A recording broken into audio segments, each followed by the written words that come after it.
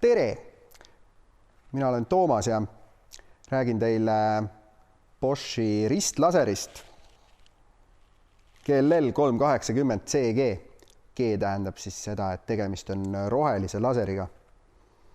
Üldiselt siis, mis tal on? Tal on 3 prismat, mis tähendab seda, et ta teeb 3 täisringi.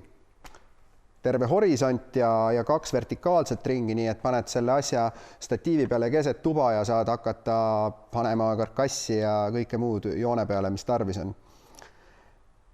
Kohe näitan, aga enne veel natukene, mida see laser veel oskab.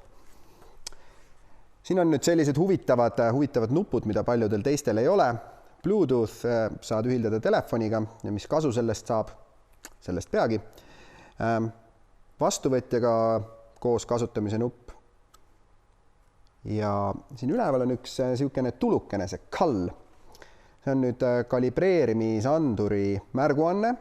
See on siuke kaval laser, et kui ta saab mingi obaduse, põrutuse, müksu liialt tugeva või kui ta saab näiteks külma, kui unustada autosse talvel, siis see tulukene läheb siin põlema ja hoiatab sind, et laserit oleks vaja kontrollida, võib-olla see ei ole enam nii täpne.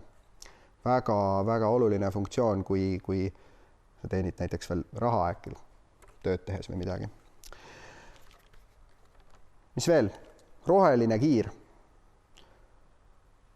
Roheline kiir on selline asi, et distantsi pealt, me seal juba üle 10 meetri ja nii, ta tundub natukene kitsam, nii et sul tegelikult on võib-olla nõksa mugavam teha täppistööd kui punasega. Aga põhiline nähtavuse erinevus tuleb välja sõltudes sellest materjalist, mille peale see kiir langeb, et ütleme, muidu nagu väga suurt vahet ma ise ei tähelda, kui sul on näiteks roheline või sinine taust, mis neelab punase valguse ära, näiteks sandwich paneel, seal on see kohe kindlasti hea. Lisaks on ka päikse käes, tugeva valguse käes rohelist ikka nõksa paremini näha. See konkreetne laser töötab akuga. See on mugav siis, kui see laser on sul suht kogu aeg peab huugama, et siis sa ei pea patareisid vahetama, võtad aku tagant ära, paned teise asemele ja siin on tal veel üks selline pisikene kellapatarei koht, mis peab vastu seal umbes 2 aastat ja see on siis see patarei, mis hoiab elus seda põrutuse andurit, millest ma rääkisin. Laseri sisse lülitamine. Siin on 3 asendit, ehk siis mida see keskmine asend teeb, on tegelikult see, et ta lukustab selle pendli ära niimoodi, et sa saad kasutada seda kallete tegemiseks ilma, et laseri hoiatussignaal hakkaks piiksuma.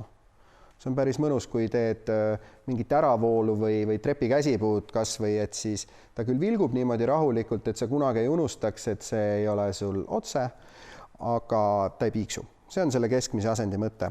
Ja äärmine asend on siis see, et kõik pendlid on vabad ja nüüd, kui me laserit kallutame rohkem, kui ta ise suudab end loodida, siis ta annab sellise hoiatava signaali, et hops, mind pead kohendama, muidu ei saa toimetada. Aga lisavarustusest. See on PM1 magnetstatiiv ja kohe näitan, mis sellest kasu on.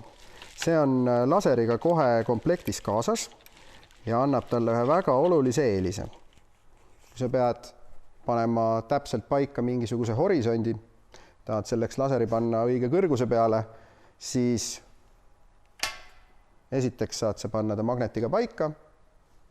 Teiseks on sul siin ka tavaline kruvi või naelaauk, mille et saaksid selle kuskil otsa riputada. Ja oluline asi on siis see, et sa saad reguleerida siin laseri kõrgust väga mugavalt. Ehk siis sa ei pea lööma 4 naela puu sisse ja valima, milline sai kõige täpsemalt, vaid sa lihtsalt keerad laseri paika, lukustad siit selle kõrguse ja siin ta ongi. See on üks vahva lisavarustuse vidin. teine on vastuvõtja.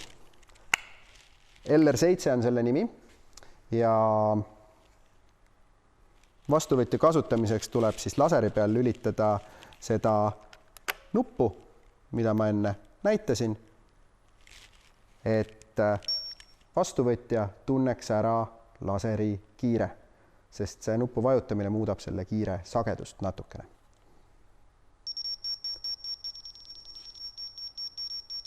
Töötab. Koos vastuvõtjaga on selle laseri ulatus 80 meetrit. Seega saad seda kasutada tegelikult ka peaaegu nagu nivelliuma, nagu lasernivelliiri. Enne näitasin, laseri peal on Bluetoothi sisselülitamise nupp. Kohe näitan, miks see on hea. See on hea sellepärast, et sellel laseril on mitu funktsiooni, mis ei ole juhitavad ainult laseri pealt, vaid on ka juhitavad äpist, mis teeb selle hästi mugavaks, kui sul on laser kinnitatud kuskile endast kaugemale. Boschil on selline äpp nagu Leveling Remote.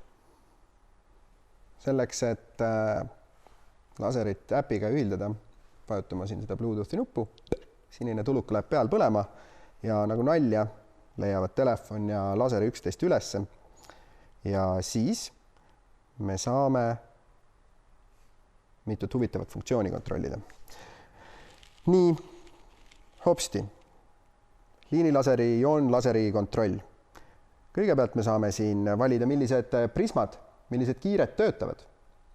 Ehk siis hopsti saame lülitada sisse ainult vertikaalid, ühe nendest, ainult horisondi või kõik.